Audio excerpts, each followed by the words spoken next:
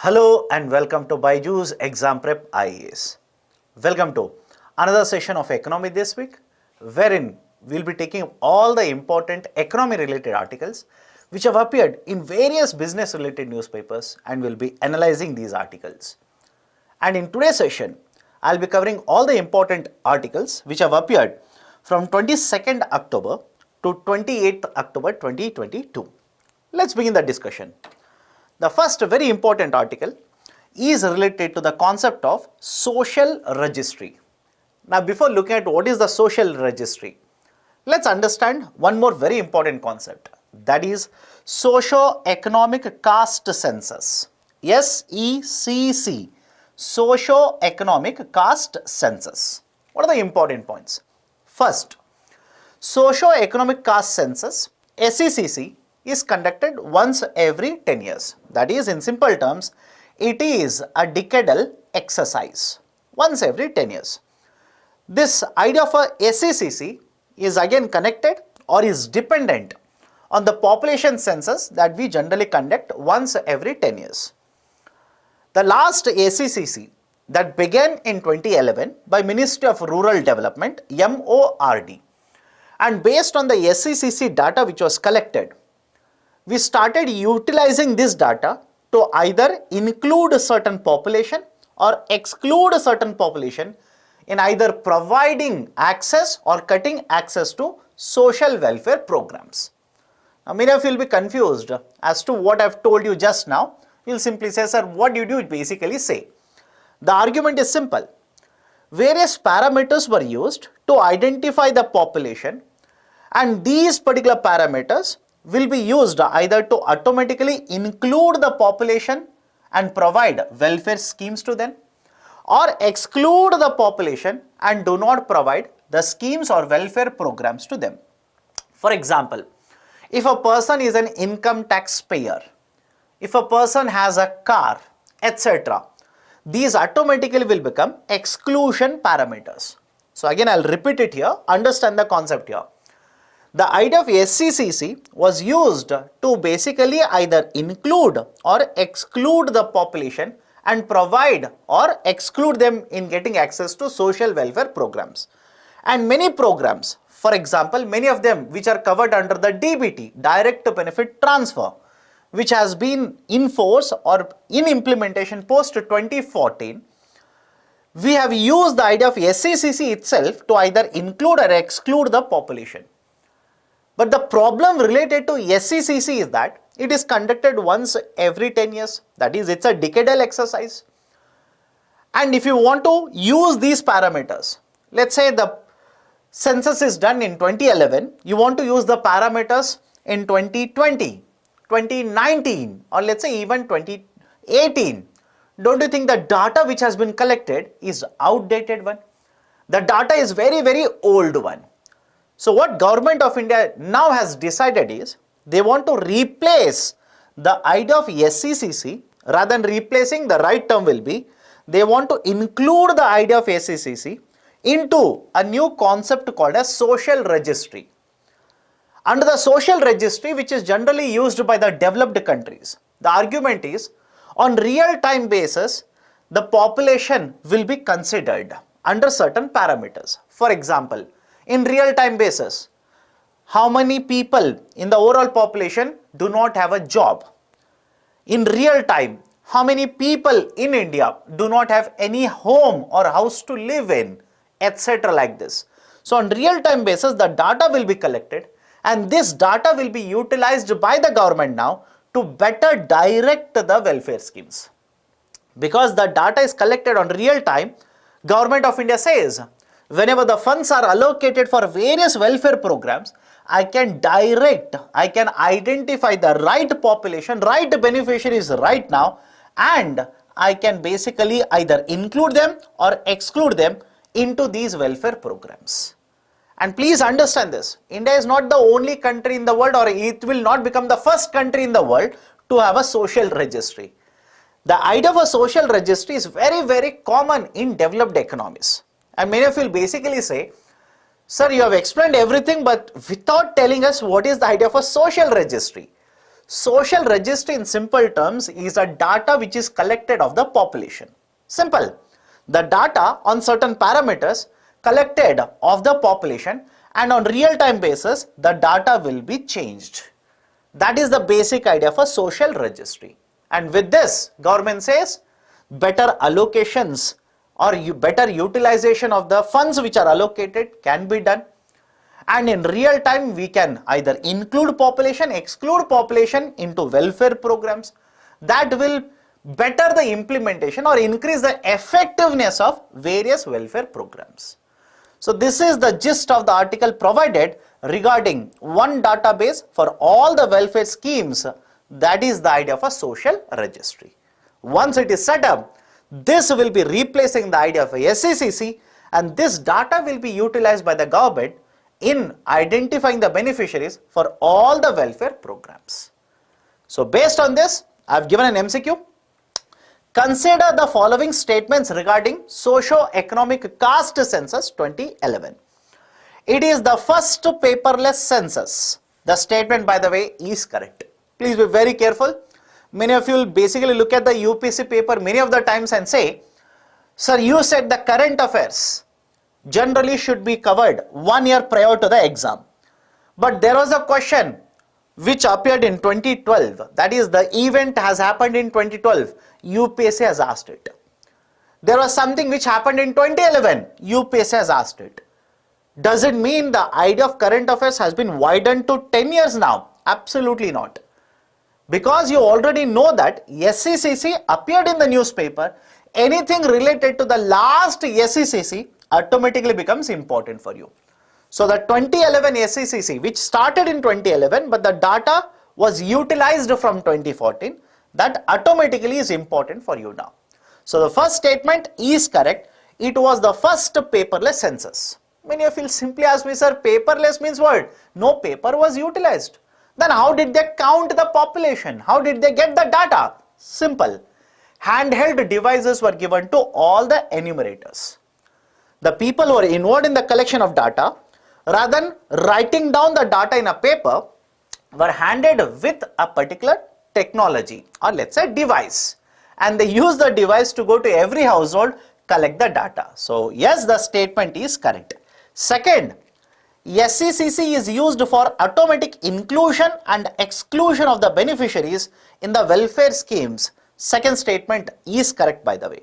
So the right option for this question will be option C, both 1 and 2. Let's go to the next article.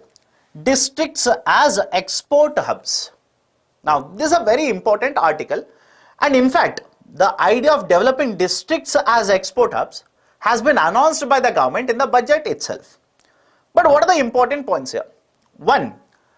Why is the government of India targeting districts? Why not a region? Why not, let's say, a state? Developing a state as export hub, why specifically districts? The argument is simple here. There are some of the states which are developed. These states have got very good infrastructure. They are leading in terms of exports, but that doesn't mean that all the districts in the state are getting the benefit of the exports. What do you mean by benefit of the exports? Whenever you promote exports and exports happen from one country to another country, what are the outcomes here? 1. Exports will bring in a lot of forex reserves, and I'm pretty sure all of you know the importance of forex reserves in the current scenario. But more than that, exports create employment. Exports increase contribution to GDP, etc. So it has been found that certain regions are developed, but not all the districts in the region are developed. Some of the districts are lagging behind. That is the precise reason government says, why don't we target exports from specific districts? That is, each of the districts, we will find out one or the other product which has export potential. We will promote the production of this product. We will also try them or help them in identifying a potential market in the international area, or let's say international economy, thereby promoting the production and export. Hence the district will be promoted as an export hub. That is the whole objective of this initiative of Government of India. Now, to begin with, This is expected to be, underline the term, this is expected to be a centrally sponsored scheme. What do you mean by centrally sponsored scheme? Simple. Whatever expenses will be incurred, only central government will not spend the money, state will contribute, center will also contribute. As of now, the DGFT, Director General of Foreign Trade, which will be the nodal agency to implement this scheme, says that around 60% of the contribution, or let's say expenses, will be borne by the central government, remaining 40% has to come from the states. Which means, as per the information provided here, 50 districts will be identified based on the computation. Each of this district will be allocated with 50 crore rupees, which will take the number to 2,500 crore rupees. The total expenditure under this scheme is expected to be 2,500 crore. Out of this 2,500 crore, 60%, that will be 1,500 crore will come from the center, remaining 40%, that is 1,000 crore rupees, will be from the respective states. In fact, the same article also says that initially as per the proposal, the target was to identify 200 districts. We targeted 200 districts, and each of the district would be provided the same amount, that is 50 crore rupees, taking the total amount to 10,000 crore rupees. But later, it was decided that why don't we identify some of the districts, let's say fix the number at 50, implement the scheme, then try to find out what will be the impact of the scheme. Try to measure in what way the scheme is going to have an impact. Then try to expand the scheme to cover more and more districts. And that is the precise reason right now under the scheme, which is yet to be proposed, yet to be implemented. The target will not be 200 districts, a target could be 50 districts. Each of the district would be allocated 50 crore rupees. And the center's expenses is estimated to be around 60% of this. Now going forward, many of you will simply ask me, sir, there are many districts in India. How do I identify these 50 districts? On what parameters will they end up identifying these are the right districts which will be given this 50 crore rupees? For this, already I have told you, there will be a challenge. That is, the states will have to put forward the names of the districts which they want to be considered eligible for this particular scheme. Now, on what basis the district will be selected? Right? I repeat, on what basis the districts will be selected? As per the proposal given as of now, based on various parameters such as, does the state government have an export policy or not? What is the infrastructure available in the district? Is there any plan to bridge the infrastructure gap which is lagging behind? So, by these particular parameters, the marking will be done and the top 50 districts will be selected and each of them will be allocated with 50 crore rupees to promote exports. So, this is the proposal which has been put forward, yet to be brought into the policy form or yet to be implemented. You will have to wait and see whether the same policy will be implemented or any alterations will be done to this proposed policy. So, this is the gist of the discussion related to districts as export hubs. Next important article related to currency notes. Again, I will not enter into the political angle of this particular discussion, not required for GS paper 3 or economics discussion. In a nutshell, Delhi Chief Minister in one of the speeches asked the government of India, in a currency note that we are using right now, on one side of the currency note, we have Mahatma Gandhiji's photo.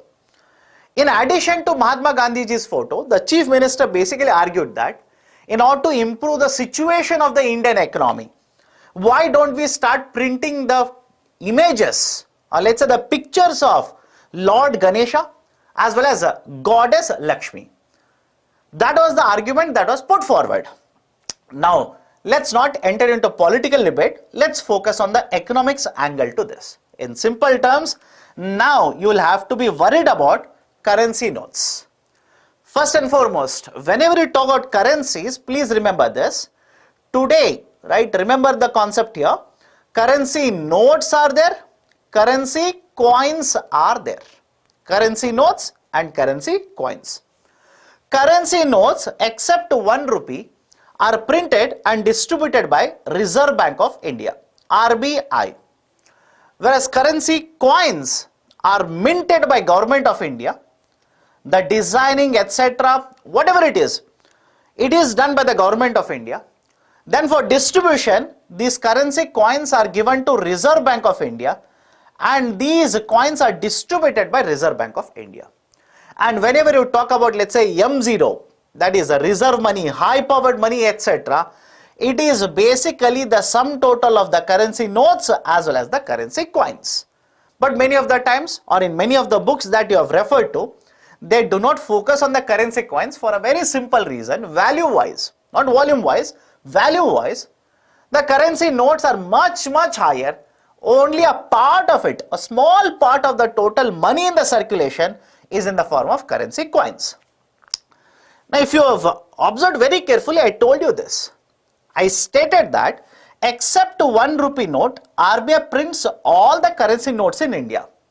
Now if you know the answer, please write our answer in the comment section as to why does not RBI print 1 rupee note, or why is that Government of India prints 1 rupee note and not the Reserve Bank of India. What is the reason for that? Please put your answers in the comment section. Let me go forward here. Now regarding the currency notes, focus on currency notes here. Currency notes, the printing of the currency notes, generally the prerogative, that is the right to print currency notes, is there with Reserve Bank of India, no doubt. But it doesn't mean that Reserve Bank of India alone will decide how many notes are supposed to be printed. Why? As per the provision, RBI has to prepare a report, submit it to the Government of India. Once the Government of India, that is Finance Ministry, approves the report, only in those circumstances is RBI allowed to print the currency notes and distribute the currency notes.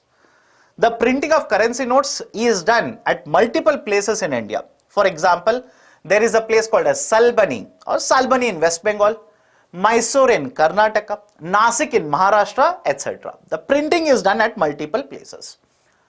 And after the printing is done, the distribution is done by RBI. Now, under what circumstances generally RBI prints currency notes? Can RBI governor tomorrow morning, right, based on whims and fancies, send a report and the finance minister will approve, and can RBI start printing the currency notes? No. And many of you at many places have asked me, sir, with so much of poverty in India, and because RBI has the right to print currency notes, why don't we simply print currency notes and distribute it? Your initiative, the thought of addressing poverty is very good, commendable by the way, but you have not looked at the whole picture in this current situation. That is, if the RBI simply prints the currency notes, gives it to everyone in India, to you, to me, to everyone, the money supply in the economy increases, but not the production in the same way. That will basically contribute to inflationary pressures in the economy. So understand the argument here. RBI prints the currency notes with the approval of Government of India, distributes the currency notes. And designing of the currency notes, important, remember this, designing of the currency notes is done by the Currency Board of Reserve Bank of India itself. Right? The Currency Management Board will design the currency notes, gives it to RBI, RBI takes the approval from Government of India and then prints the currency notes. Under what circumstances? Simple. Imagine a currency note was printed back in the year 2000. So the security features are outdated. You want to take out the older currency notes, you want to introduce new currency notes with better security features, so that the issue of counterfeit currency notes shall be addressed. Or there are certain currency notes which are soiled currency notes, unfit to be circulated in the economy. RBI says, don't worry, get them exchanged with other currency notes in the banking, or let's say go to a bank, get them exchanged. So there are various circumstances under which RBI is allowed, of course with the approval of Government of India, to print currency notes. So focus on this, not the political discussion regarding whether the currency notes have goddess, gods, etc. In fact, another interesting fact was quoted in the speech of Mr. Arvind Kejriwal. The CM stated that even a Muslim country such as Indonesia has the pictures of Ganesha in their currency notes. Then why not us? In fact, I was intrigued by this particular statement and actually checked out. Does Indonesia have a currency note which has Lord Ganesha in the photo or the photo of Lord Ganesha? The statement is not completely correct nor completely false. Meaning, at best you can simply say the statement was misleading. Why? It is true that Indonesia had a currency note with the photo of Lord Ganesha in the currency note. But today they do not use this particular currency note.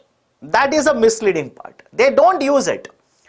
Right? Basically, back in the year 2008, they stated that we want to replace these currency notes. These are outdated, we want to replace. And thereafter, the Central Bank of Indonesia has not printed any currency note which has the photo of Lord Ganesha. Right? So this is one more interesting fact that was quoted in the speech. But anyways, these are the economics angle related points. Focus on this, not the political discussion. Based on this, I have given an MCQ here. Consider the following statements regarding currencies in India. The high powered money includes currency notes and coins. Statement 1 is correct. The first currency note post independence was printed in 1947 to commemorate India's independence. Statement 2 is wrong. The first currency note after independence was in fact printed in 1949. So second statement is wrong. First statement correct. Right option for the question will be option A. Only one is correct. Let me go to the next article related to freebies. Certain interesting points to be noted from this article. Again, don't expect UPSC Prelims to ask a question directly on the idea of freebie. No, they might ask you a question on subsidies. They might ask you something related to, let's say, agriculture subsidies, etc. But I don't think so UPSC will directly ask a question on the idea of freebies in the prelims, but mains definitely yes. And if at all a question in the mains or let's say essay is asked on the idea of freebies, then you will have to keep on quoting certain important data. For example, in earlier videos, we have been discussing on freebies. Let me add to that particular discussion. Now, after Election Commission of India came forward and said, we want to put in place a mechanism wherein political parties will have to give us details as to how they want to generate additional revenues, how they want to spend, who will be included, who will be excluded, etc. Now it is CAG's turn, Comptroller Auditor General's turn to talk about freebies. And CAG very recently has given a statement saying that we want to put certain checks and balances in the system so that the states will be held responsible for any kind of election freebies that they announce. Now why this has come into newspapers? Simple argument. The CAG, Comptroller Auditor General, says that during the period of pandemic and even after that, the revenue deficit of the states has widened. It has increased.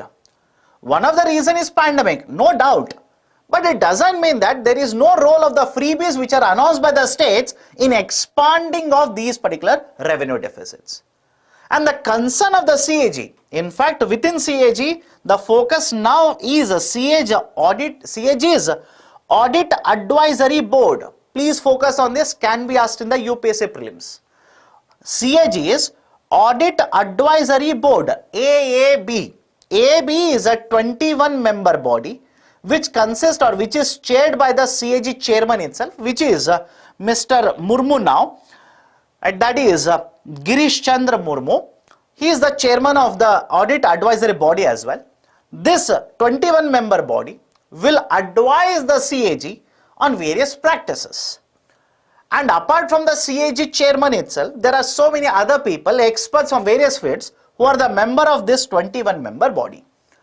What this body now says is, the revenue deficit of the states has widened.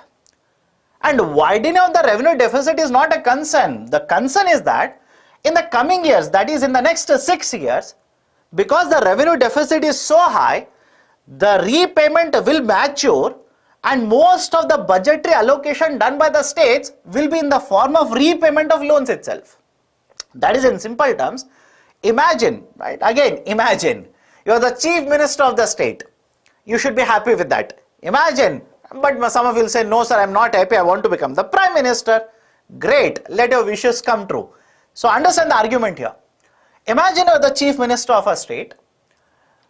To address the issues in the states, you have borrowed a lot of money and you have announced a lot of subsidies, right? You have announced loan waivers, you have provided interest equalization, you have announced welfare schemes, etc. But when you borrow today, the borrowing has to mature in the future. And in the future, when the borrowing has to be repaid, it simply means lot of your budgetary allocations has to be reserved to repay the loan itself. That will put a lot of pressure on the finances of the states. That is the concern which has been raised by this advisory body. That is the reason what they are now saying is, we will define certain parameters. We will identify certain parameters, and whenever the state's numbers will cross the parameters or hit the parameters, we will warn the states. We will simply send a red flag to them. Send a red flag means raise a flag, raise a concern and bring it to the notice of the states. Now many of you ask me, sir, what kind of red flags are you talking about? What kind of parameters are you talking about? That clarity is yet to be given by the CAG. But let me give you a basic idea. Understand this. Is it okay if I say that if a state's debt crosses more than 40%, more than 50% of the gross state domestic product, that's a concern for the states? I hope you understand this. If the fiscal deficit of the state crosses more than 7%, more than 8%, more than 9% of gross state domestic product, that's a concern. So what CAG says is, we will implement certain provisions and we will keep on evaluating the state's finances. And in certain cases where the state finances will hit these thresholds, we'll simply raise the concern to the states, ask them to work on these particular freebies. That is in gist given regarding the CAG's proposal regarding the freebies of the state governments. Next article regarding one more scheme here, that is the scheme which was launched by the central government in 2018 by the name of Sustainable Alternative Towards Affordable Transport.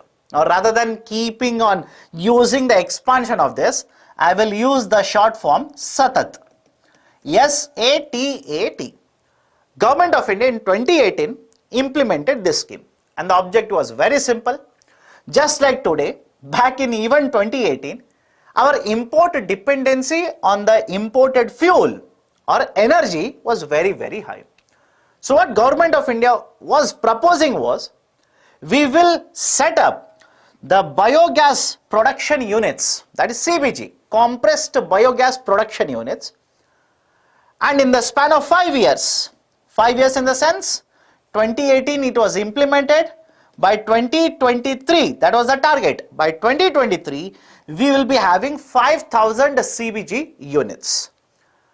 And these 5,000 CBG units will be producing a lot of CBG, compressed biogas, and these will be filled into the cylinders like this, and these cylinders will be supplied to the OMC outlets, that is oil marketing company outlets, and this will be sold as an alternative fuel in the market.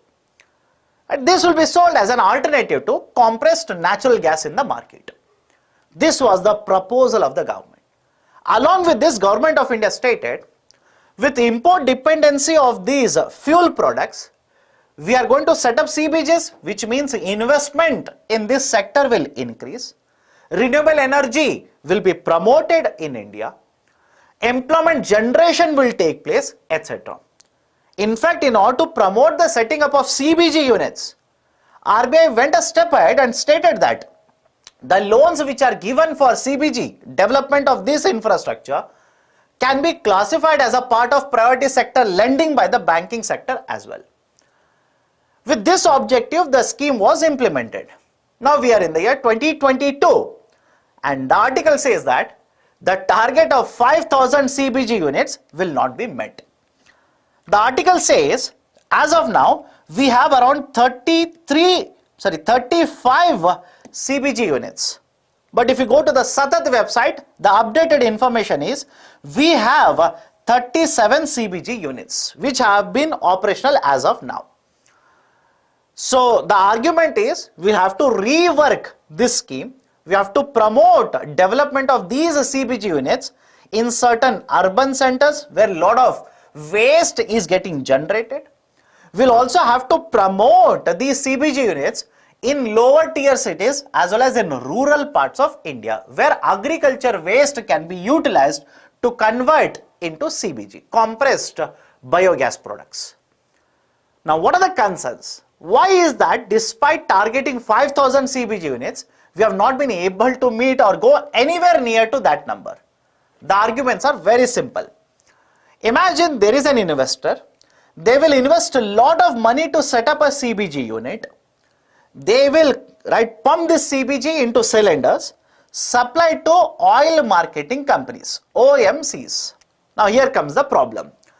Investment is very high. That's the first point, which means the high investment itself is a problem.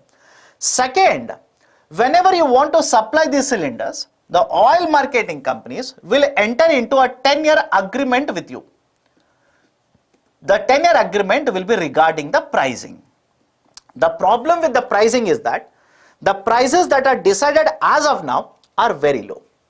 So on one side, you are investing a lot of money, and on the other hand, the amount of revenues that you are able to generate are lower.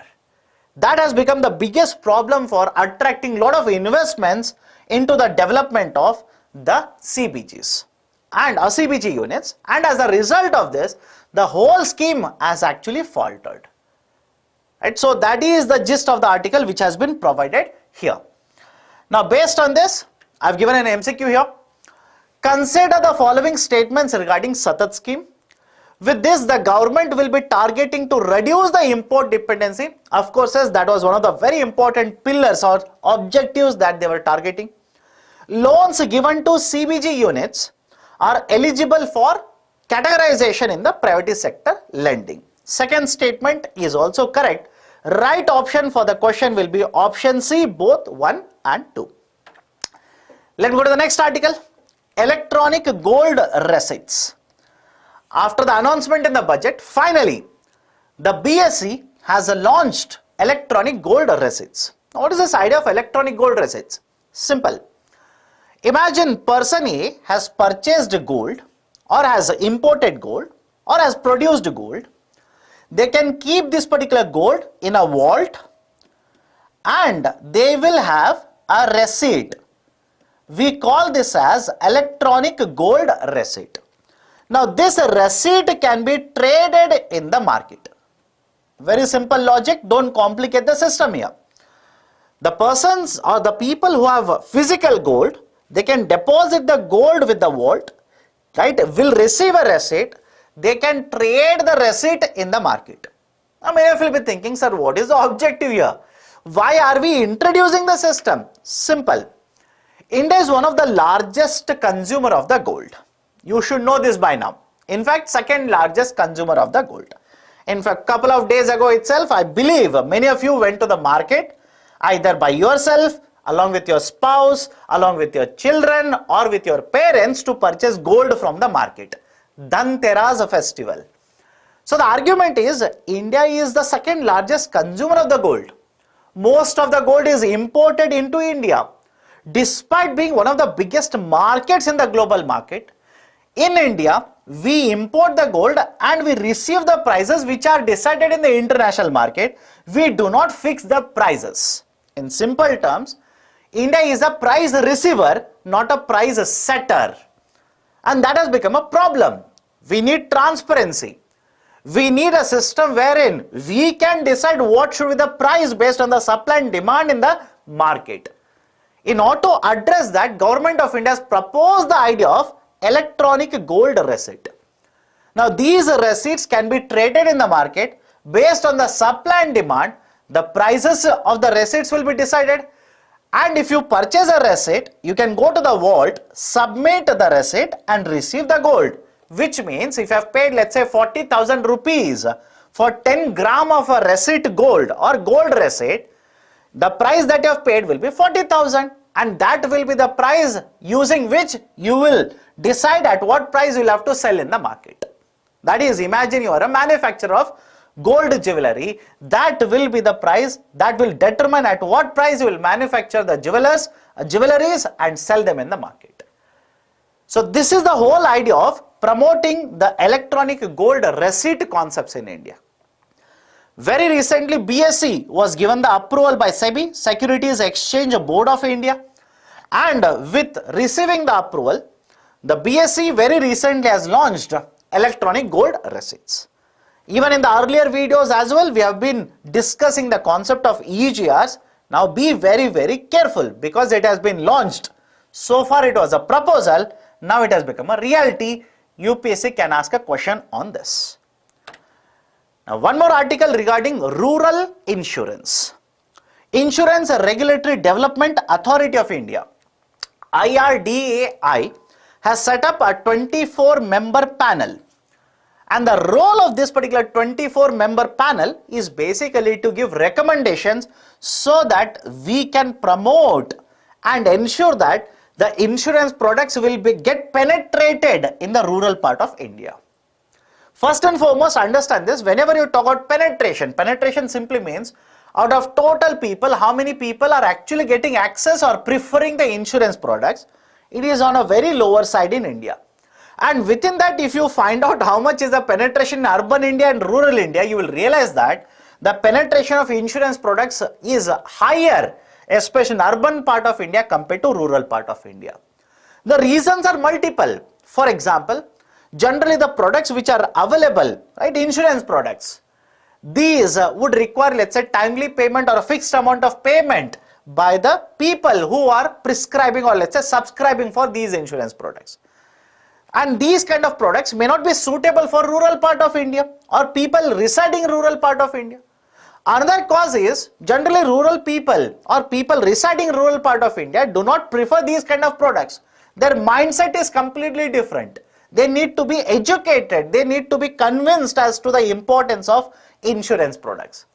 And that is the precise reason Insurance Regulatory Development Authority has set up a 24-member panel, and it has asked this particular panel to look into, development of various products to cater to rural part of India. That's the first thing.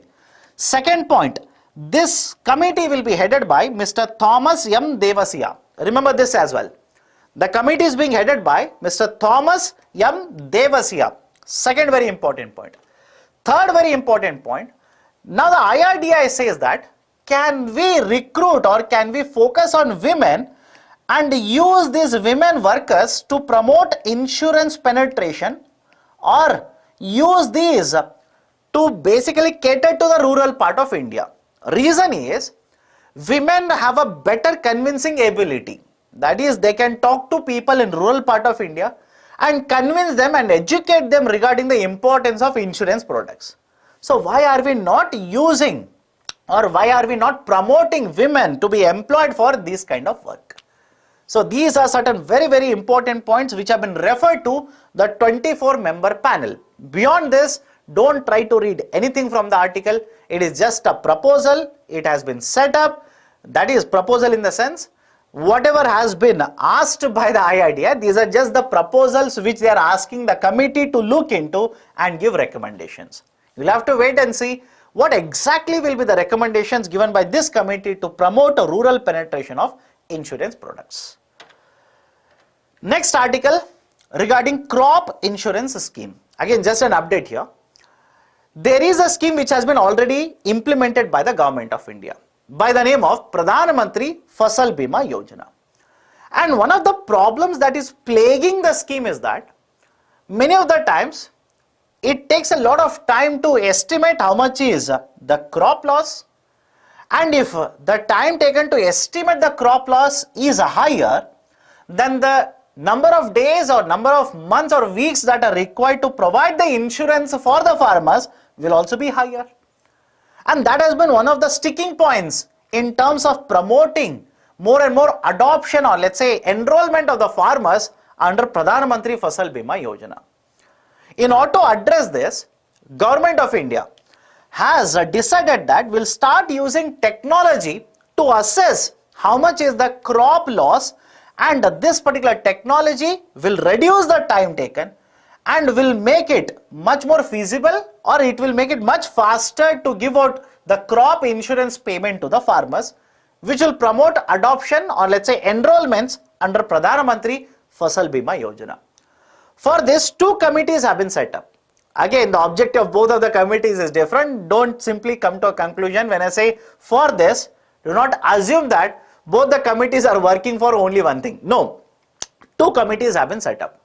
One committee, have a look at this, will be set up, which has been set up, which will look into nationwide implementation of technology-based crop yield estimation, and the other will be for standardization and improvement of weather data infrastructure. These are the 2 objectives for which the committees have been announced by the government.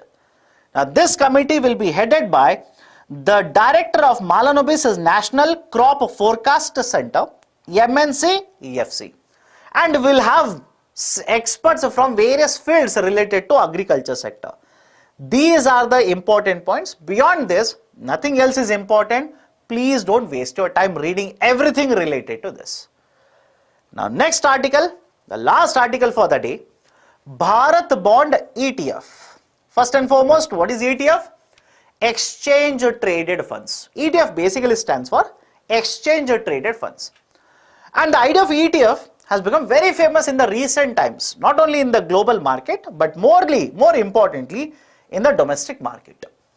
But so far, UPSC has not touched this area, has not asked a question on the idea of ETF. The basic concept of ETF is that it is a group of securities. Simple. What is an ETF? It is a group or basket of securities. Whenever you want to purchase, you will purchase a basket. Whenever you will sell, you will end up selling the basket. Now, many of you will simply ask me, sir, what do you mean by that? Until now, I did not understand ETF. Now, I don't even understand what you gave as a definition of ETF. Let me give a very simple example. Very simple example. I'm pretty sure all of you will immediately relate to this. All of you have purchased a gems packet from the market. I believe when I was a kid, I ate gems. I believe you also have done that. Many of you still do it. You will go to the shop and purchase a gems packet. And when you tear the gems packet open, you will see that, right? You will see the chocolates of different colors. Now replace, or imagine this picture, replace those colors with the shares or bonds of different companies. Let's say I've purchased a gems packet, and this gems packet has got only 3 gems. Again, only 3. I know it will be more than that. Right? So let's imagine only 3 gems are there inside that. Right? So 1, 2 and 3. What if rather than 3 different gems, I say that this is a share of company A, share of company B and a share of company C. So if I go to the market and purchase a gems packet, I will purchase 1 share each of 3 companies. And if you want to sell it, that's a packet. You want to sell the packet, you are simply selling the shares of 3 companies like this. Now rather than shares, what if I say these are bonds of different companies? Can it be done? Of course, yes. The bonds of company A, company B and company C. It is packaged together. You will purchase this ETF, you have purchased bonds of 3 companies. You will sell the ETF, you are selling the bonds of 3 companies. So that is in simple the idea of ETF. Now look at the definition. ETF, exchange traded fund, is basically group or basket of securities which can be traded in the market. Either you purchase a basket or you sell the basket. Now why it is there in the newspaper? Simple. Central government announced back in the year 2019, announced the concept of right? The Bharat bond ETF, that is basically, it is a type of debt ETF, wherein the government will be selling the corporate bonds of various public sector enterprises. But very carefully remember this, these bonds will have a AAA credit rating, collect the money and give it to the respective central public sector enterprises. And the CPSEs will utilize this money for CAPEX, capital expenses or capital expenditures. So far, the ETFs, that is the Bharat bond ETFs of 5 maturities have been sold, 23, 25, 30, 31 and 32. And the article simply says that with the 4th tranche, right, with the 4th tranche, huge amount of money will be further raised by the government, given to the respective CPSEs, which they will use for, again, the capital expenses. Apart from this, since the launch of the ETF back in the year 2019, 3 tranches or 3 rounds have already been issued, and the total amount which has been raised so far is 29,600 crore rupees. So these are the various points related to the idea of Bharat bond ETF, which has been already announced, introduced, 3 rounds have been issued. Now the 4th round is supposed to be issued by the government in the coming months, that is in the December month. Now these are the various articles as well as the questions related to articles which have appeared in various business related newspapers from 22nd October to 28th October 2022. If you like this initiative, hit the like button, provide your valuable suggestions or comments in the section below. And if you're yet to subscribe to BYJU'S Exam Prep IAS, kindly do it now. Thank you. Have a great day.